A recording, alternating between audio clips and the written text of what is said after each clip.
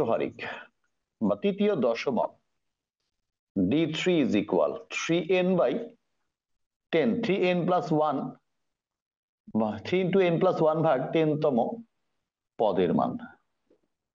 এটা কিন্তু সাধারণ বা পৃথক, তখন মানে এরকম একটা একটা করে দেওয়া থাকবে, তখন এই সূত্র প্রযোজ্য হবে, মাথায় রাখবা।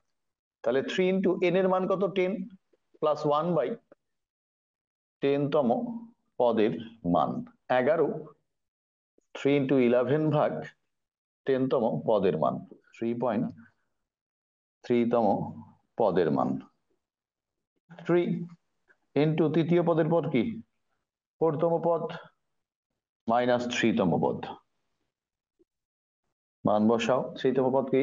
প্রথম, দ্বিতীয়, তৃতীয়। 45 প্লাস 0.3 ইন্টু 4তম পদ কি রে বাবা? 59 মাইনাস 45, অর্থাৎ 45 প্লাস 0.3 ইন্টু কত? 41, তাহলে 45 প্লাস 4.2 49.2। 12তম শতহারিক আর 75তম শতহারিক, 12তম শতহারিক আর 75তম শতহারিক। আবার 12তম শতহারিক, 12তম শতহারিক, আবার 12তম শতহারিক বা শতমক, একই ভাষা। P12 12 ইন্টু n প্লাস 1 ভাগ 10তম পদের মান।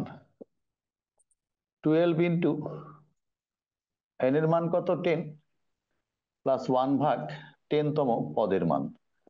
তাহলে কত দাঁড়াচ্ছে? 12 ইন্টু 10 প্লাস 1, তাহলে মান দাঁড়াচ্ছে 1.32তম পদের মান। অর্থাৎ প্রথম 1 মানে কি? প্রথম পদ, প্লাস প্রথম পদ পার হয়ে যাচ্ছে মানে কি? দ্বিতীয় পদ। 0.32 ইন্টু দ্বিতীয় পদ মাইনাস প্রথম পদ। প্রথম পদ কত? প্রথম পদ হচ্ছে 25 প্লাস 0.32 ইন্টু দ্বিতীয় পদ কত? 34 মাইনাস 25।